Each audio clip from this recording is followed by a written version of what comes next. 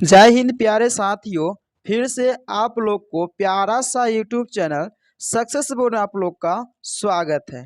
प्यारे साथियों, आज से हम लोग क्लास 10 का केमिस्ट्री बुक पढ़ेंगे, जो चैप्टर 1 रासायनिक अभिक्रिया एवं समीकरण है। सबसे पहले आपको ये बात बता दूं कि आप लोग को केमिस्ट्री से है ना नहीं डरना है, क्योंकि आप हमारे चैनल पर लगातार वीडियो को देखें तो मैं विश्वास के साथ कहूँगा कि केमिस्ट्री आपको बहुत ही आसान लगने लगेगा। तो आइए हम शुरू करते हैं आज की क्लास केमिस्ट्री रासायनिक अभिक्रिया एवं समीकरण। सबसे पहले हमको ये देखना है कि हम लोग केमिस्ट्री पढ़ते क्यों हैं, है ना। हमको इसको पढ़ करके क्या होगा, इसको पढ़ना क्यों जरूरी है, ठीक है। तो ये सबसे पहले हम समझते हैं कि केमिस्ट्री पढ़ना क्यों जरूरी है। तो देखते हैं, जैसे कि आप लोग उदाहरण में देखे होंगे या इस सब चीज़ को देखे होंगे कि दूध से दही बनना, है ना। क्या है, तो दूध से दही बनना, चावल से भात बनना, दूध का फटना, इन सारी चीज़ों को आपने दैनिक जीवन में बहुत बारीकी से देखे होंगे, ठीक है, और जानते भी होंगे। मगर ये नहीं जानते हैं आप लोग कि दूध से दही कैसे बन जाता है, चावल से भात कैसे बन जाता है, दूध कैसे फट जाता है ना, जंग कैसे लग जाता है, भोजन कैसे पच जाता है। इन सारी क्रियाओं के बारे में जो परिवर्तन होता है, जो इसमें परिवर्तन देखने को मिलता है, उसी चीज़ को अध्ययन करने के लिए हम लोग किसकी क्या पढ़ते हैं, तो केमिस्ट्री। क्या पढ़ते हैं, तो केमिस्ट्री पढ़ते हैं, ठीक है।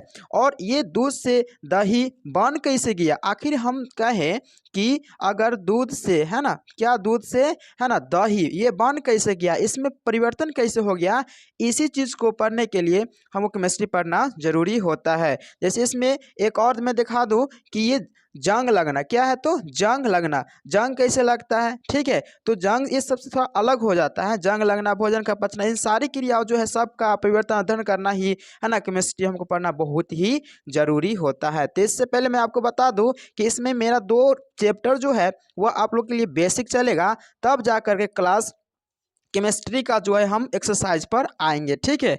तो देखिए ध्यान से, सबसे पहले हम ये समझते हैं कि रासायनिक अभिक्रिया एवं समीकरण। सबसे पहले हम ये समझ लेते हैं कि रसायन विज्ञान होता क्या है ना। रसायन विज्ञान हमको क्यों पढ़ना है, रसायन विज्ञान हम क्यों पढ़ते हैं, या क्या है रसायन विज्ञान, ठीक है। तो देखिए ध्यान से, रसायन विज्ञान के अंतर्गत हम लोग क्या क्या चीज़ों को अध्ययन करते हैं, रसायन विज्ञान के अंतर्गत हम क्या क्या चीज़ों को पढ़ते हैं, उन सारी चीज़ों को हम देखेंगे यहाँ पर, ठीक है।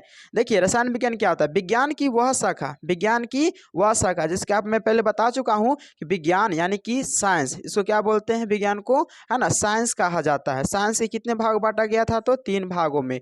पहला था फिजिक्स था, पहला फिजिक्स था, दूसरा था केमिस्ट्री और तीसरा था बायोलॉजी, है ना।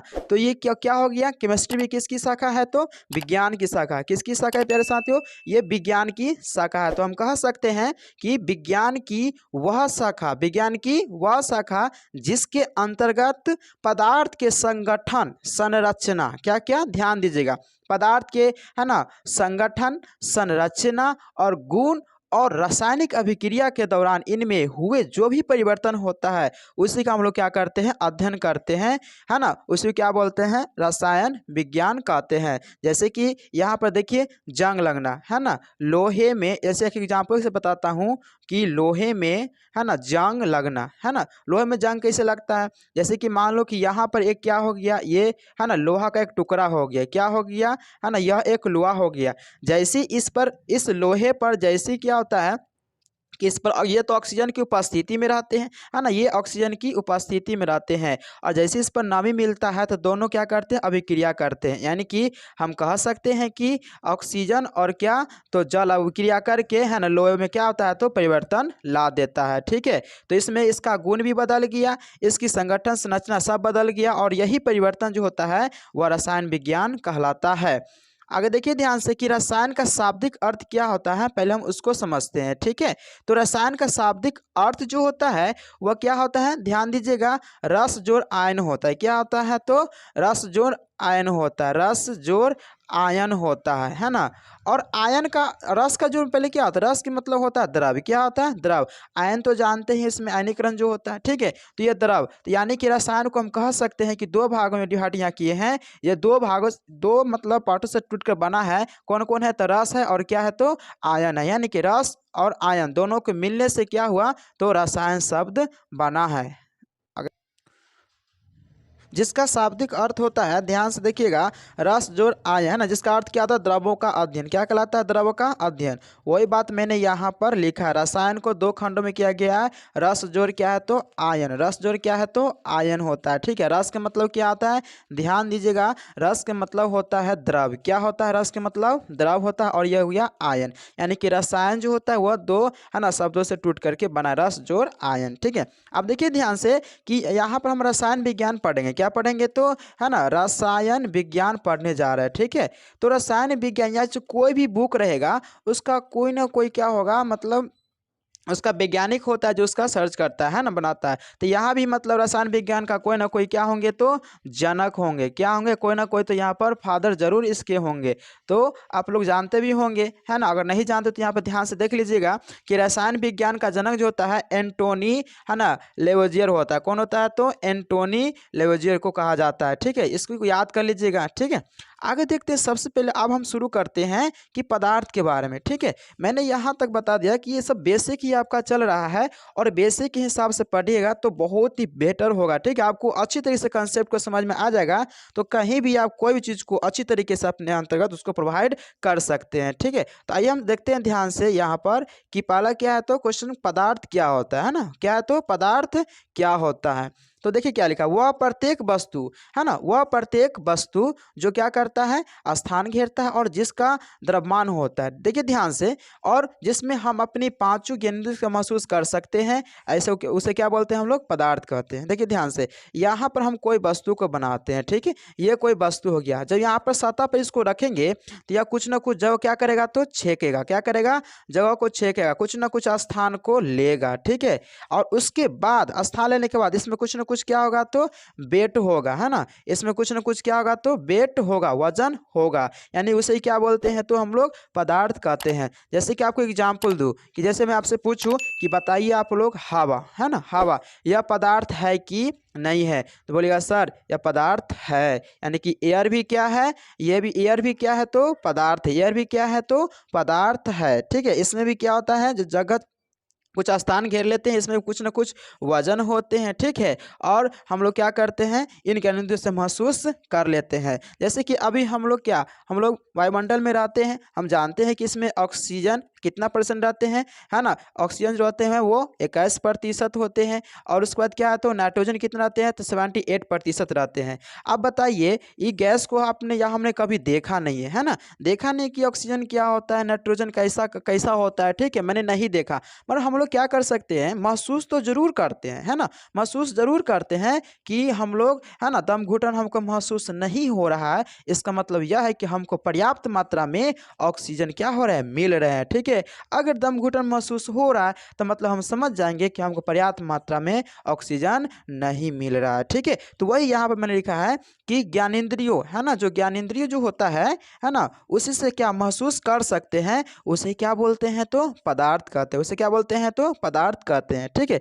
यहाँ पर देखा जाए कि पदार्थ की अवस्था, ये पदार्थ की कितने अवस्था होते हैं, तो ध्यान से देखिएगा, है ना। पदार्थ की जो अवस्था होते हैं वो कितने होते हैं, तो 3 होते हैं। पदार्थ की कितने अवस्था होते हैं, तो 3 अवस्था होते हैं, ठीक है। पहला होता है ठोस, द्रव और गैस, ठीक है। पर यहाँ पर मैं बता दूं कि ये ठोस, द्रव, गैस जो है आप क्लास 10th में आपको पढ़ना है। मगर यहाँ पर इसके अलावा भी ये ठोस, द्रव और गैस, ये पदार्थ की 3 अवस्था के अलावा भी और अवस्था होती है जो आपको यहाँ पढ़ना नहीं है। वो 2 अवस्था जो है आप 11th क्लास में पढ़िएगा। फिर मैं बता देता हूँ कि वो 2 अवस्था कौन कौन है, तो मैंने यहाँ पर लिखा भी है। वो पहला अवस्था जो है वो क्या होता है, प्लाज्मा होता है, और दूसरा जो होता है बोन्स आइंस्टीन संघनन होता है, जिसको हम लोग क्या बोलते हैं, है ना, BEC, बोन्स आइंस्टीन संघनन। देखिए ध्यान से, ये मतलब बी इस चीज को कहा जाता है। तो ये दो अवस्था प्लाज्मा बोन्स आइंस्टीन संघनन जो है ये आपको अभी पढ़ना नहीं है, आपको यही तीन में यानी कौन कौन, तो ठोस, द्रव और गैस, ये तीन अवस्था आप लोग पढ़िएगा अच्छी तरीके से, तो आपका है ना ये मैट्रिक अच्छे से निकलेगा। और ये दो अवस्था जो बचेगा आप अगले क्लास में जाइएगा तो आप जरूर पढ़िएगा, है ना, क्योंकि कहा जाता है कि यह एक सीढ़ियाँ है। देखिए ध्यान से, है ना, यह एक सीढ़ियाँ है, ये सीढ़ियाँ का क्रम होते हैं उस क्रम से हम लोग को चढ़ना चाहिए। और मान लीजिए कि आप ये सीढ़ी चढ़े, है ना, और यहाँ पर चढ़े और यहाँ पर ना चढ़ के डायरेक्ट अगर आप ऊपर जाते हैं तो हो सकता है कि आप यहाँ पहुँच भी सकते हैं, और नहीं तो यहाँ से गिरिएगा तो समझ सकते हैं क्या होगा आप लोग का। ठीक है, इसीलिए आप नीचे से ही क्या कीजिए, अच्छी तरीके से यहाँ से, है ना, क्रमबद्ध तरीके से जो स्टेप बाय स्टेप है वो चलने का प्रयास कीजिएगा। ठीक है, और मैं आशा करता हूँ कि आप लोग ऐसा जरूर कीजिएगा, है ना, क्योंकि पढ़ाई जो होती है वह स्थिरता की चीज होती है। क्या होती है, तो पढ़ाई स्थिरता की चीज होती है। ठीक है, तो आइए हम समझते हैं किसके बारे में पढ़ेंगे हम लोग, तो ध्यान दीजिए, ठोस, द्रव और गैस। किसके बारे में पढ़ेंगे, तो ठोस, द्रव और गैस के बारे में हम लोग पढ़ेंगे। ठीक है, आगे देखते हैं। देखिए ध्यान से कि शुद्धता के आधार पर, अब देखिए यहाँ पर क्या बताया गया है कि अब शुद्धता के आधार पर पदार्थ के प्रकार, है ना, ये मेटल, देखिए ध्यान से, शुद्धता के आधार पर, है ना, प्योर, इसके आधार पर, है ना, पदार्थ का प्रकार, इसके आधार पर पदार्थ का जो प्रकार जो है वह दो प्रकार का है। पहला हो गया शुद्ध और दूसरा हो गया अशुद्ध। ठीक है, ये शुद्ध क्या होता है और अशुद्ध क्या होता है, आप लोग जानते हैं कि शुद्ध यानी कोई भी चीज़ जो होते हैं या कोई भी पदार्थ जो होते हैं उसमें अगर मिलाने के बाद वो क्या होते हैं, हमको प्योर दिखता है, उसमें किसी प्रकार का अवांछनीय चीज़ नहीं होता है, वो तो शुद्ध हो जाता है। पर अशुद्ध क्या होता है, जो भी अच्छे चीज़ होते हैं उसको खराब कर देते हैं। जैसे कि आप लोग जानते हैं कि आप लोग का भी दोस्त होंगे, क्या होंगे, दोस्त यानी कि फ्रेंड होंगे। ठीक है, कुछ फ्रेंड अच्छे होते हैं, कुछ फ्रेंड क्या होते हैं, बेहुदा होते हैं, निकम्मा होते हैं ना। कुछ फ्रेंड जो होते हैं वो आपको बेकार होंगे, जो आपको हमेशा, है ना, परिया खींचने का प्रयास करते होंगे, आगे बढ़ने का प्रयास वो करते ही नहीं होंगे। ठीक है, अब बताइए, अच्छे फ्रेंड है, अगर आप अच्छे फ्रेंड के साथ जाते हैं तो अच्छे अच्छे मिलकर अच्छे बनेंगे। ठीक है, अगर ध्यान दीजिएगा, अगर अच्छे फ्रेंड है और खराब फ्रेंड के साथ जाते हैं तो वहाँ पर आपका कॉम्बिनेशन क्या होगा, वहाँ पर खराब ही बन सकते हैं, ज़्यादा मतलब 90% चांस रहता है कि आप खराब ही बनिएगा। ठीक है, तो वही क्या कहलाता है, वो अशुद्ध हो जाता है। क्या होता है, वो अशुद्ध, है ना। तो वहाँ पर देखिए ध्यान से, उसी प्रकार से यहाँ पर कोई पदार्थ जो अच्छा है यानी कि मतलब शुद्ध हो गया, और कोई पदार्थ में किसी प्रकार का बेकार की चीज़ मिला दिया और वो क्या कहलागा, तो अशुद्ध कहलागा। और यहाँ पर शुद्ध पदार्थ के हिसाब से देखा जाए तो कितने प्रकार के होते हैं, तो शुद्ध भी होते हैं दो, एक होते हैं तत्व और एक होते हैं यौगिक, जो आपके केमिस्ट्री में इसी चीज़ के बारे में बार बार पढ़ना है और इसी में आपका केमिस्ट्री लगभग एंड होता है। ठीक है, किसके किसके बारे में पढ़ना है, तो तत्व और यौगिक के बारे में। आइए हम समझते हैं एक एक करके। ठीक है, अब यहाँ पर देखिए कि तत्व और यौगिक, ये तत्व जो होते हैं ना, यहाँ पर इसका कंडीशन देखिए 3 बताया गया है ना। कितने बताया गया, तो 3 बताया गया है ना। पहला जो हो गया धातु, तत्व देखिए तत्व में वो कौन कौन पढ़ना है, तो धातु है, उसके बाद अधातु है और क्या है, तो उपधातु है। ठीक है, इसको बोलते हैं मेटल, इसको नॉन मेटल, है ना, इसको बोलते हैं नॉन मेटल, है ना। अब देखिए ध्यान से यहाँ पर कि धातु, अधातु और क्या होते हैं, तो उपधातु। ठीक है, ये तीनों चीज को यहाँ पर क्या होगा, तो पढ़ना होगा। अब देखिए ध्यान से यौगिक, यौगिक जो यहाँ पर कितने, दो, क्यों कौन है, तो सहसंयोजक और क्या है, तो आयनिक। कौन कौन है, सहसंयोजक और आयनिक। पर यहाँ पर मैंने एक चीज को छोड़ा, देखिए ध्यान से आप लोग देखिएगा कि यहाँ पर ये अशुद्ध भी जो है वो कितने प्रकार के हैं, तो अशुद्ध है एक ही, आप समझ सकते हैं मिश्रण, क्या है, तो वो मिश्रण है। यहाँ पर देखिए ध्यान से, ये मिश्रण है, मिश्रण कितने हैं, तो यहाँ पर 2 समांग और क्या होते हैं, तो विसमांग होते हैं। ठीक है, तो टोटल आपको कंसेप्ट यहाँ पर समझ लोगे, आप एक बार जरूर अच्छे से देखें, है ना। फिर से मैं समझाने का प्रयास करता हूँ, क्योंकि केमिस्ट्री है, मैं आपको पहले ही बताया हूँ कि केमिस्ट्री आपको एकदम आसान लगने लगेगा। ठीक है, बस सर कि आप इसमें कुछ बातों को याद करना पड़ता है, इसलिए लोग क्या बच्चे समझ जाते हैं कि बहुत भारी है, और आपको भारी समझना ही नहीं है किसी सब्जेक्ट को। ठीक है, और आप ठान लिया कि यह सब्जेक्ट हमारे लिए बहुत ही आसान है, तो वह आपके लिए आसान वास्तव में बन ही जाता है। ठीक है, देखिए शुद्ध पदार्थ फिर से बता देता हूं कि शुद्ध पदार्थ कौन कौन होते हैं, 2 होते हैं, तत्व और क्या होते हैं, यौगिक। तत्व में कौन कौन आता है, धातु, अधातु और क्या है, तो उपधातु। यौगिक कौन कौन होते हैं, तो है ना, सहसंयोजक और आयनिक। सबको बारी बारी हम क्या करेंगे, एक एक करके हम पढ़ेंगे। ठीक है, ये आपका बेसिक ही अभी चल रहा है। मिश्रण क्या होगा, समांग और क्या आ जाएंगे, तो विसमांग। ठीक है, आगे देखते हैं ध्यान से, इसके आगे देखिए यहाँ पर जो है, अब सबसे पहले हम तत्व के बारे में पढ़ते हैं। किसके बारे में? तो तत्व के बारे में, ठीक है। अब देखिए ध्यान से कि तत्व किसे कहते हैं, है ना। तत्व किसे कहते हैं? एलिमेंट्स। आप समझते हैं एक एक करके। तत्व उन शुद्ध पदार्थों को कहते हैं। देखिए ध्यान से, यानी भाई बताया है ना कि तत्व जो होते हैं वह शुद्ध पदार्थ का प्रकार होते हैं, है ना। तत्व किसका? तो शुद्ध पदार्थ। इसलिए यहाँ मैंने लिखा है कि तत्व उन शुद्ध पदार्थ को कहते हैं जो केवल एक ही तरह के परमाणु से बनाता है। बस हो गया। अब इतना समझ गए कि तत्व जो है वह शुद्ध पदार्थ का ही प्रकार होता है। तो मैंने डिफिनेशन में लिख दिया कि तत्व उन शुद्ध पदार्थ को कहते हैं जो केवल एक ही तरह के परमाणुओं से बना होता है। उससे क्या बोलते हैं? तत्व बोलते हैं। यानी कि तत्व जो होता है वह एक ही परमाणु से क्या होते हैं? मिल करके बने होते हैं। वो क्या कहलाते हैं? तो वह कहलाते हैं तत्व, यानी कि एलिमेंट्स कहलाते हैं। आप समझते हैं कि यहाँ से बहुत इंपॉर्टेंट लाइन है, इसको बड़ी बारीकी से समझिएगा, ध्यान से समझिएगा कि तत्व, देखिए ध्यान से, ये एलिमेंट्स है ना, तत्व है। ये तत्व जो है यह कितने? तो एक परमाणु से मिलकर, कितने परमाणु से मिलकर बने हैं? तो एक परमाणु से मिलकर के बने हैं। कौन कौन है? ध्यान दीजिएगा। ये है इलेक्ट्रॉन, परमाणु। अब देखिए ध्यान से कि एक, पहले यहाँ पर समझ लिए कि एक ही मतलब परमाणु से मिलकर बना होता है, और एक परमाणु के अंदर जो है यह क्या पाया जाता है? तो इलेक्ट्रॉन, प्रोटॉन और न्यूट्रॉन। आज से, है ना, कुछ पहले कहा गया था कि परमाणु से छोटा कोई कण होता नहीं है, ठीक है। परमाणु से कोई छोटा कण नहीं होता है, मगर यहाँ पर देखा गया, पाया गया रिसर्च के अनुसार, तो इसके अंदर भी क्या होते हैं? कण होते हैं। कौन कौन है? तो इलेक्ट्रॉन, प्रोटॉन और क्या होते हैं? न्यूट्रॉन। मगर इसके अलावा, तीन के अलावा भी 27 ऐसी चीज है ना, जो इसके परमाणु के अंदर पाया जाता है। जो आपको 27 चीज यहाँ पर पढ़ना नहीं है। पढ़ना क्या है? तीन चीज के बारे में, इलेक्ट्रॉन के बारे में, प्रोटॉन के बारे में और न्यूट्रॉन के बारे में, है ना। तीन चीज के बारे में पढ़ना है। आप कहिएगा सर ये माइनस क्यों दे दिए, है ना, यहाँ पर प्लस क्यों दे दिए, यहाँ पर कुछ नहीं दिए हैं। तो आप एक एक करके समझिए इस चीज़ों को, ठीक है। मैं यहाँ समझाने का प्रयास करता हूँ। देखिए, यानी कि ये परमाणु हो गया, और परमाणु कितने भाग हो गए? दो। ई, ये हो गया ई, यानी इलेक्ट्रॉन हो गया, पी मतलब प्रोटॉन हो गया, एन मतलब न्यूट्रॉन हो गया। अब समझिए कि ई जहाँ पर लिखा रहेगा, समझ जाइएगा कि वह इलेक्ट्रॉन होता है। जहाँ पी लिखा रहेगा, समझ जाइएगा कि क्या होता है? प्रोटॉन होता है। जहाँ पर एन लिखा, समझ जाइए क्या होता है? तो न्यूट्रॉन होता है, ठीक है। अब देखिए, ये इलेक्ट्रॉन जो है ना, इलेक्ट्रॉन का जो चार्ज होता है वो क्या होता है? तो नेगेटिव, माइनस होता है। प्रोटॉन क्या होता है? तो प्लस होता है। और न्यूट्रॉन क्या होता है? तो जीरो। कहने का मतलब उदासीन होता है। क्या होता है? तो उदासीन। इस पर कोई चार्ज होता नहीं है, कोई इस पर चार्ज होता नहीं है। तो पूछेगा कि उदासीन कौन होता है? तो बोलेगा कि न्यूट्रॉन होता है, ठीक है। अब तीनों को खोज करता कौन है ना, तीनों को खोजने वाले अलग अलग वैज्ञानिक है, ठीक है। याद कीजिएगा, और यह सब पूछा भी जाता है आपके ऑब्जेक्टिव में। इलेक्ट्रॉन खोज किसने किया था? तो जे थॉमसन। किसने किया? तो J Thomson. Electron J Thomson ने किया था। उसके बाद बताइए, प्रोटॉन का खोज किसने किया था? तो रदरफोर्ड साहब ने किए थे। किसने किए थे? रदरफोर्ड साहब ने किए थे।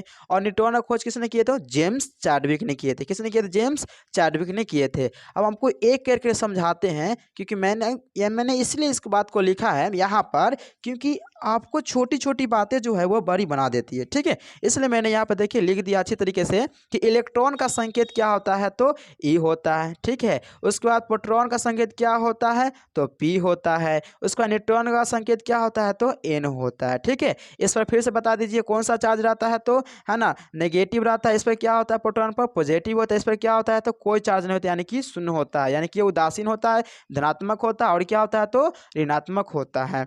आगे देखते हैं, ध्यान से समझिएगा, आपको समझ में आता होगा, ठीक है। तत्व की आगे देखिए ध्यान से कि तत्व की परमाणु संख्या, यानी कि इलेक्ट्रॉन की संख्या और प्रोटॉन की संख्या, थोड़ा सा हम यहाँ पर समझाने का प्रयास करेंगे। आप लोग समझने का प्रयास जरूर कीजिएगा, ठीक है। अब देखिए ध्यान से, हम यहीं पर बताते हैं कि यहाँ पर देखिए यह हो जाता है नाभिक। ये क्या चीज़ है? नाभिक है। और नाभिक में क्या रहते हैं? तो प्रोटॉन रहते हैं और न्यूट्रॉन रहते हैं। कौन कौन रहते हैं? तो प्रोटॉन और न्यूट्रॉन। इसके चारों तरफ जो रहते हैं, है ना, इस तरीके से, इसको क्या नाम है बताइए? इसका क्या नाम होगा? तो इसका नाम होगा कक्षा। इसका नाम क्या हो जाएगा? तो कक्षा होगा, है ना। ये सब क्या है? अब ध्यान से बताइएगा, है ना, ये सब जो है आपको कक्षा दिख रहा है, ठीक है। ये क्या हो गया? कक्षा हो गया। अब यहाँ पर ध्यान से समझेंगे कि ये कक्षा, ये पहला कक्षा हो गया, है ना, ये हो गया दूसरा कक्षा, और ये क्या हो गया? तीसरा कक्षा। तो पहला कक्षा पहला कक्षा में या दूसरा कक्षा या तीसरा कक्षा में इसमें कौन घूमता है तो इलेक्ट्रॉन, कौन घूमेगा तो इलेक्ट्रॉन, है ना।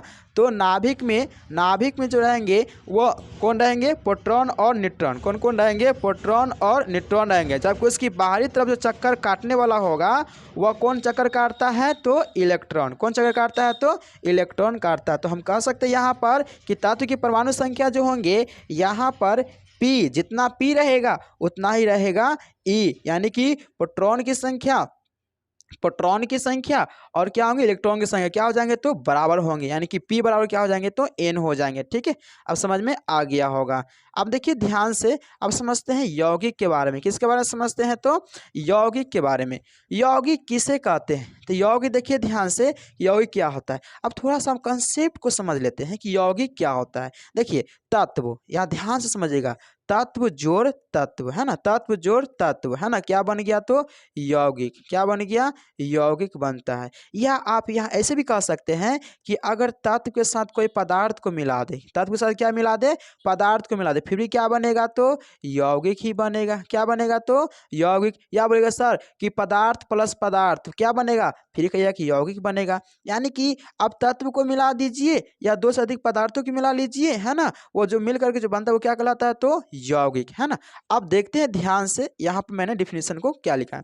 दो या दो से अधिक तत्व जब एक निश्चित, देखिए ध्यान से, जब एक निश्चित भार के अनुपात में रासायनिक क्रिया करके एक नए पदार्थ का निर्माण करते हैं, ठीक है, एक नए पदार्थ का निर्माण करते हैं, तो इस प्रकार से बने नए पदार्थ को, है ना, नए पदार्थ जो यौगिक कहलाता है ना। देखिए ध्यान से, हमेशा ये प्रकृति का रूल होता है, नियम होता है कि हमेशा आप दो चीज को मिलाइएगा या दो से अधिक भी चीज को मिलाइएगा तो हमेशा कहीं ना कहीं वो एक नया चीज को दे करके जाएगा। ठीक है, वही यहाँ पर क्या कहलाता है तो कंपाउंड, वही क्या कहलाता है तो यहाँ पर, है ना, कंपाउंड कहलाता है। तो यह मैंने लिखा कि दो या दो से अधिक तत्व जब एक निश्चित भार के, यानी कि एक निश्चित भार होना चाहिए, उस अनुपात में रासायनिक क्रिया करके एक नए पदार्थ का निर्माण करता है, इस प्रकार बने नए पदार्थ क्या कहलाता है तो यौगिक कहलाता है। आगे देखते हैं ध्यान से, यौगिक समझ में आ गया होगा। आगे देखते हैं, अगला जो है मिश्रण के बारे में समझ लेते हैं। ठीक है, अब पहले हम ये समझते हैं कि ये मिश्रण जो है वह किसका प्रकार यहाँ बताया है। ठीक है, जस्ट इससे पहले मैंने बताया है कि मिश्रण जो है वह किसका है तो अशुद्ध, किसका है तो, है ना, अशुद्ध का। अशुद्ध में मिश्रण बताया था, मिश्रण जो है वह अशुद्ध में बताए थे। आखिर मिश्रण होता क्या है वो समझिए। ठीक है, तो इसको बोलते हैं मिक्सचर, क्या बोलते हैं मिक्सचर। मिक्सचर ही आप जैसे मान लीजिए कि आप मिक्सचर खाते हैं, जैसे कि दालबुट जिसको बोलते हैं वो खाते हैं, तो उसमें हम उसमें देखिएगा कि कितने सारे आइटम उसमें मिला हुआ रहता है। ठीक है, अब कोई भी मिक्सचर को ले लीजिए, अब कोई भी मिक्सचर को ले लीजिए, है ना, इसमें श्री राम राज्य कोई भी रहे, ठीक है, तो इसमें कितना सारा आइटम मिला हुआ रहता है, तरह तरह की चीज़ें मिला रहता है। आखिर हम कह सकते हैं कि यह अनिश्चित अनुपात में रहता है। किस में रहता है तो यह अनिश्चित अनुपात में रहता है। तो अनिश्चित अनुपात में जो भी चीज को हम मिलाते हैं या दो से अधिक पदार्थ जो अनिश्चित अनुपात में मिला करके जो भी बनता है वो क्या होता है तो मिश्रण के अंतर्गत आता है। देखिए ध्यान से, यहाँ पर मैंने क्या लिखा है, मिश्रण दो या दो से अधिक पदार्थों का संयोजन होता है। ठीक है, दो या दो से अधिक पदार्थों का संयोजन जो, है ना, रासायनिक रूप से नहीं होता, जो केमिकल रूप से होता नहीं है ना, वो क्या कहलाता है तो मिश्रण, क्या कहलाता है तो मिश्रण कहलाता है। अब देखते हैं कि मिश्रण के प्रकार, है ना, मिश्रण के प्रकार क्या, टाइप्स ऑफ मिक्सचर, थोड़ा सा इसके बारे में हम पढ़ लेते हैं। ठीक है, कि मिश्रण के प्रकार, तो मिश्रण के कितने प्रकार हो यहाँ बताया गया, दो। कौन कौन है तो समांग और क्या तो विषमांग। समांग को बोलते हैं होमोजेनियस और विषमांग को बोलेंगे क्या तो हेटेरोजेनियस बोल देंगे। ठीक है, अच्छा देखिए, समांग और विषमांग, जैसे कि आप लोग पढ़े होंगे मैथ में, क्या पढ़े होंगे सम, और क्या पढ़े होंगे विषम। ठीक है, तो सम और विषम के मतलब क्या होता है, विषम के मतलब होता है अलग अलग और सम के मतलब होता है एक बराबर। ठीक है, तो वही बात यहाँ पर भी है कि एक बराबर यानी कि एक समान निश्चित अनुपात में क्या होता है, देखिएगा ध्यान से बच्चे, एक निश्चित अनुपात में मिल जाए सब के सब, है ना, वो मिश्रण कहलाता है। ठीक है, मगर कोई ज्यादा कोई कम निश्चित अनुपात में न मिला वो क्या कहलाता है विषमांग कहलाता है। क्या कहलाता है? विषमांग। जैसे कि इसका देखिएगा समांग का उदाहरण बता दूं कि जैसे कि मान लीजिए कि अगर पानी में अगर आप चीनी को मिलाते हैं, दोनों समान मात्रा मिलाइएगा। ऐसा नहीं कि है ना, एक गिलास पानी में एक बोरा चीनी डाल दीजिए तो क्या मिश्रण नहीं कहलाएगा, ठीक है, वो समांग मिश्रण नहीं कहलाएगा। मतलब दोनों को एक निश्चित अनुपात में क्या करेंगे, मिलाएंगे। तो मिलाने के बाद क्या होता है, जो मिल जाता है ना, वही कौन सा मिश्रण कहलाता है? समांग कहलाता है। उसके बाद अगर वहां पर देखने को मिलता है कि उसमें मिलाने के बाद भी नहीं मिलता है, जैसे कि पानी में अगर मिट्टी को मिला देंगे तो वो नहीं मिलेगा, वो क्या कहलाएगा? तो विषमांग कहलाता है। उसी चीज को मैंने यहाँ पर लिखा है। देखिए ध्यान से देखिएगा कि पहला क्या है कि समांग मिश्रण किसे कहते हैं। समांग मिश्रण होता क्या है? तो वह मिश्रण जो एक समान रूप से उपस्थित हो, है ना, क्या हो, एक समान रूप से क्या हो उपस्थित हो, समांग मिश्रण कहलाता है। जैसे पानी में चीनी का, है ना, मिश्रण। जैसे कि आप देख लीजिए ध्यान से, यहाँ एक मैंने यहाँ पर क्या किया, एक बीकर लेता हूँ, ठीक है। अब ध्यान से देखिएगा, यहाँ पर आपको अलग चीज बताऊंगा। यहाँ पर क्या किए, इसमें ले लिए हम पानी, क्या ले लिए सॉरी, पानी, मान लो कि पानी है और इसमें क्या गया है, तो चीनी गया है ना। इसमें क्या गया, पानी और चीनी दोनों इससे मिला हुआ है, ठीक है। जैसे इस दोनों मिलाते हैं तो ये दोनों क्या होता है, वो मिल जाता है। अच्छा बताइए कि इसमें अगर हम चीनी ज़्यादा कर देंगे, क्या कर देंगे, चीनी ज़्यादा करेंगे, चीनी क्या कर देंगे, तो ज़्यादा, है ना। और इसमें क्या करेंगे, पानी हम क्या कर देंगे, कम कर देंगे, ठीक है। तो आपको बताना है कि दोनों में विलय और विलायक कौन होगा। ध्यान दीजिए, जिसकी मात्रा ज़्यादा होती है वो क्या होता है, तो विलायक। क्या होता है, विलायक होता है। ध्यान दीजिए बच्चे, है ना। और उसका जिसकी मात्रा कम होता है उसको क्या बोलते हैं, तो विलय, है ना। क्या होता है, तो विलय होता है, ठीक है। तो यानी कि दोनों एक समान मात्रा में क्या होना चाहिए, मिल जाना चाहिए, ठीक है। एक यानी विलय और विलायक दोनों एक निश्चित मात्रा में होना चाहिए, तब जाकर के वो क्या कहलाएगा, कौन सा मिश्रण, तो समांग मिश्रण कहलाएगा। आगे देखते हैं विषमांग मिश्रण। आगे देखिए ध्यान से कि विषमांग सेम टू सेम उसी का उल्टा होता है, जो समान मात्रा में नहीं मिलता है। यानी कि वह मिश्रण, देखिए ध्यान से, कौन पढ़ रहे, तो विषमांग, वह मिश्रण जो असमान रूप से उपस्थित रहता है उसे विषमांग मिश्रण कहते हैं। जैसे पानी और बालू का मिश्रण क्या हो गया, विषमांग हो गया। पानी मिट्टी, अब देखिए ध्यान से, आप बोलेगा सर कि पानी में तो मिट्टी मिल जाता है, मगर नहीं, ध्यान दीजिएगा, वो कुछ कुछ क्षणों के लिए क्या होते हैं, लगता है कि हमको, मतलब क्या हो गया, कुछ क्षणों के लिए इसमें क्या होता है ना, पानी में, है ना, मिट्टी मिल जाता है कुछ क्षणों के लिए, है ना। मगर कुछ देर के बाद छोड़ने के बाद क्या होता है, पता ये चलता है कि वह मिट्टी जो है वह नीचे बैठ जाते हैं और पानी उसकी सतह ऊपर, सॉरी, पानी उसकी, है ना, ऊपरी सतह पर चले आते हैं, ठीक है। अर्थात हम कह सकते हैं पानी और मिट्टी का मिश्रण जो है वह कौन सा मिश्रण है, तो विषमांग मिश्रण है। आगे देखिए ध्यान से कि कुछ तत्वों के संकेत दिए गए हैं ना, कुछ तत्वों के संकेत दिए गए हैं और आपको उनको याद करना पड़ेगा, ठीक है। अगर आपको लगता है कि मेरा केमिस्ट्री बहुत ही अच्छा हो, है ना, और केमिस्ट्री का मैं थोड़ा सा जानकार बनूं, तो इसमें कुछ बातें ऐसे होते जो आपको याद ही करना पड़ेगा। जैसे कि आप मैथ में देखिए, मैथ में आप बचपन से ही क्या किए होंगे, 1 से लेकर 20 तक पहाड़ा को याद ही किए होंगे, रट्टा मार मार के, ना याद किए, दे दनादन सर जी भी मारे होंगे, ठीक है, रट्टा मार मार के याद किए होंगे। तो 1 से लेकर 20 तक आपने याद किया, क्यों याद कराया गया, क्योंकि आप अगर आगे अगर मैथ बनाइएगा तो उसमें आपको कहीं भी दिक्कत ना हो। इसी तरीके से यहाँ पर मैं 1 से लेकर के, है ना, 20 तक ही आपके लिए, मतलब यहाँ पर कुछ जरूरी, मतलब तत्व बताएंगे। मगर यहाँ पर ध्यान से देखिए, मैंने यहाँ पर 30 तक लिखा है क्योंकि कहीं पर दिक्कत ना हो। तो आपको यहाँ पर कुछ तत्व के संकेत और परमाणु संख्या देंगे, उसको आपको याद कर लेना है, ठीक है। अभी मैं बता देता हूँ, और कल का जो मेरा वीडियो होगा, है ना, उसमें आप लोग जरूर, मतलब इसमें कमेंट करके बताइएगा आपको याद हुआ कि नहीं याद हुआ, ठीक है। तो आइए हम थोड़ा सा आपको बता देते हैं, ठीक है, और आप लोग को याद भी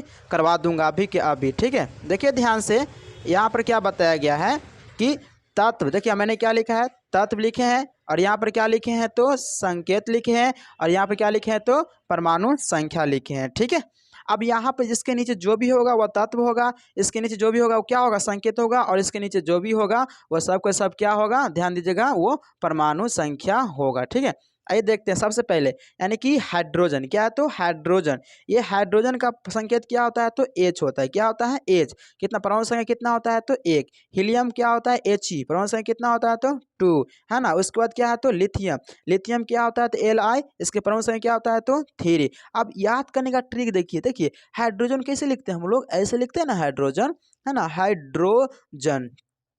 अब ध्यान दीजिएगा, इसका पहला लेटर क्या होता है ना, पहला क्या है तो इंग्लिश लेटर एच है ना, तो इसका संकेत लगभग क्या होता है, वही हो जाता है। हीलियम एच ई, इसका पहला मतलब क्या हो गया, एच ई, तो इसका संकेत वही होता है। लिथियम एल आई है ना, तो पहला लेटर क्या है, इसका संकेत तो एल आई हो जाएगा। ठीक है, आप ऐसे याद, संकेत आपको यूं ही याद हो जाएगा ऐसे ही करके। ठीक है, आप तत्व का नाम याद कर लीजिए। ठीक है, आगे देखिए ध्यान से, बेरिलियम आगे क्या है तो बेरिलियम। बेरिलियम जो होता है वो क्या होता है, बेरिलियम होता है बी, देखो बेरिलियम बी है ना, 4 क्या होता है 4। उसके बाद क्या है तो ब्रॉन यानी कि बी, पहला क्या है बी यानी कि बी संकेत, परमाणु संख्या कितना हो गया तो इसका 5 हो गया। ठीक है, आगे देखिए क्या है तो कार्बन, कार्बन देखिए सी, इसका परमाणु संख्या कितना हो गया तो 6। ठीक है, उसके बाद देखिए आगे देखते हैं, अगला जो है वह है नाइट्रोजन। अगला क्या है तो नाइट्रोजन। नाइट्रोजन का देखिए एन है, नाइट्रोजन एन, तो यहाँ क्या होगा संकेत एन हो जाएगा, परमाणु संख्या 7 होगा।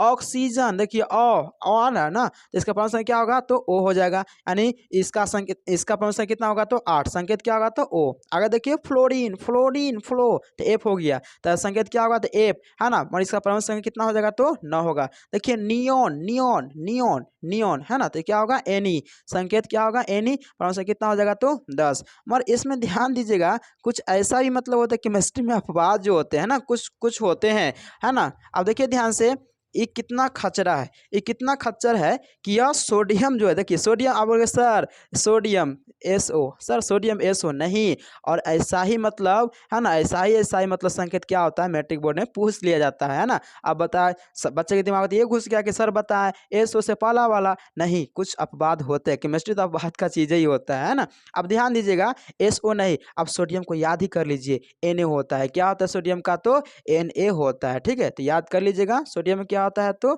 Na होता है, और इसका परमाणु संख्या कितना होता है तो 11, कितना होता है परमाणु संख्या तो 11 होता है। ठीक है, आगे देखिए ध्यान से है ना, मैग्नीशियम क्या है तो मैग्नीशियम, इसका क्या होता है Mg, मैग्नीशियम क्या होता है तो Mg, उसका परमाणु संख्या कितना होता है तो 12 होता है। एल्युमिनियम देखिए, एल्युमिनियम, एल्युमिनियम है ना Al, क्या होता है तो Al, परमाणु संख्या कितना हो गया तो इसका 13 हो गया। ठीक है, आगे देखिए ध्यान से, अगला जो है वह 14 नंबर, 14 में क्या सिलिकॉन आता है, 14 में क्या आता है सिलिकॉन, देखिए सिलिकॉन Si क्या है तो Si है ना, क्या हो गया 14। फास्फोरस क्या होता है P15 होता है। सल्फर क्या होता है S होता है ना, S16 होता है। क्लोरीन क्या होता है Cl है ना, क्या होता है तो 17 होता है। क्लोरीन क्या होता है Cl 17 होता है। आगे देखते हैं आर्गन, आर्गन क्या होता है तो Ar 18, आर्गन देखिए ध्यान से, आर्गन, आर्गन 18। ठीक है, पोटेशियम देखिए यही भी आ गया, ये भी मतलब खचरा है, यानी कि है तो नाम कुछ और संकेत दिया है कुछ और, यानी कि पोटेशियम पी ना आप कह दीजिएगा यहाँ पर, नहीं बहुत खचरा ये सब है ना।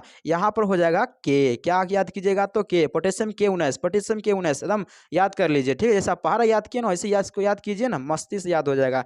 कैल्शियम है ना, कैल्शियम देखिए यहाँ से Ca, कैल्शियम Ca 20 हो गया। आप देखिए ध्यान से, यहाँ मैंने 20 तक करवाया है, 20 के बाद आपको याद तो होगा नहीं। ठीक है, अब बच्चे क्या करते हैं 20 तक तो अच्छी तरीके से याद कर लेते हैं, मगर 20 के बाद 21 से आप लोग को मैं क्या करूँगा, यहाँ पर एक ट्रिक दूंगा। ठीक है, और उस ट्रिक से आप लोग जरूर याद कर लीजिएगा और याद भी हो जाएगा। पहले हम देख लेते हैं, देखिए एस्केडियम, एस्केडियम क्या होता है तो Sc 21, टाइटेनियम क्या Ti होता है 22 है ना, बेनेडियम क्या होता है V यानी कि 23 होता है। क्रोमियम क्या होता है Cr क्या हो गया 24 हो गया। मैग्नीशियम क्या हो गया Mn क्या होगा तो 25 हो जाएगा। ठीक है, तो ये सब टोटल क्या है तो संकेत और उसके क्या है तो तत्व और परमाणु संख्या। आगे देखते हैं कि आयरन, आयरन क्या होगा बताइए। आयरन जो है वो Fe होता है, आयरन क्या है तो Fe, ये भी थोड़ा सा अलग है, आयरन Fe 26 होता है। कोबाल्ट Co 27 होता है। निकेल Na 28 होता है। कॉपर तांबा यानी कि 29 होता है। जिंक जास्ता कितना होता है तो 30 होता है। ठीक है, तो हम आपको 1 से 20 तक मतलब आप तो याद कर लीजिएगा। ठीक है, मगर 20-21 से आप लोग को याद लगभग बच्चों को नहीं हो पाते। ठीक है, तो ध्यान दीजिएगा, यहाँ पर मैं एक ट्रिक लिखता हूँ। ठीक है, यानी कि क्या होगा ध्यान से देखिएगा, यहाँ पर जो है वह 21 से क्या बता रहा है। ठीक है, यानी कि SC क्या बता है SC, उसके बाद क्या है तो T और क्या है I, ये क्या है तो V है है ना। फिर उसके बाद क्या है तो CR है, क्रम में थोड़ा देख लेते हैं। फिर उसके बाद क्या है तो M और N है। फिर उसके बाद क्या है तो F और क्या है तो E है। उसके बाद क्या है तो C और U है कॉपर। उसके बाद क्या हो गया Na से क्या हो गया निकेल। उसके बाद Zn से क्या हो गया जिंक। यानी कि स्केडियम, टाइटेनियम, वेनेडियम, क्रोमियम, मैग्नीशियम है ना। उसके बाद फेरस, कोबाल्ट, निकेल है ना, निकेल। उसके बाद कोबाल्ट, सॉरी यहाँ पर कोबाल्ट होगा ना, कोबाल्ट। उसके बाद निकेल। उसके बाद क्या होगा यहाँ पर कॉपर। उसके बाद क्या होगा तो जिंक होगा। ठीक है, अब याद कैसे कीजिएगा वो देखिए है ना। स्कूटी, देखिए हम यहाँ पे लिख देते हैं कि स्कूटी, स्कूटी दोनों को लेकर स्कूटी हो गया, यानी स्कूटी वाली कार में। फिर से याद कीजिए, ये दोनों को मिला क्या बोलिएगा स्कूटी भी से वाली, स्कूटी वाली कार में निकेल कॉपर है ना जिंक, निकेल कॉपर फेरस है ना। आप ध्यान दीजिएगा स्कूटी वाली कार में है ना फेको, ध्यान दीजिएगा। फिर से मैं बताता हूँ कि है ना स्कूटी वाली कार में फेको, स्कूटी वाली कार में फेको, क्या phaco nickel copper zinc, nickel copper zinc. Scooty वाली कार में फेको, स्कूटी वाली कार में फेको क्या निकेल कॉपर जिंक। आप इतना मतलब है ना 10 बार मतलब 5 बार जरूर इसको रिवाइज कीजिएगा है ना, तो आपको जरूर से जरूर मतलब 21 से लेकर के 30 तक वो भी आपको याद हो जाएगा। ठीक है, तो आप लोग का मतलब यही एक होमवर्क रहा है कि आप लोग क्या कर लीजिएगा इसको याद कर लीजिएगा। अगर याद अगर पूर्ति हो जाए तो आप ज़रूर कमेंट में बोलिएगा सर याद हो गया है। ठीक है, तो इसका अगला वीडियो में अगले वीडियो में इससे आगे जो भी पढ़ाएंगे वो अगले वीडियो में होंगे। तो अगर हमारे चैनल पर अगर नए हैं तो सक्सेस बोर्ड हमारे चैनल को ज़रूर सब्सक्राइब कीजिए और सपोर्ट कीजिए। ठीक है, इस जय हिंद।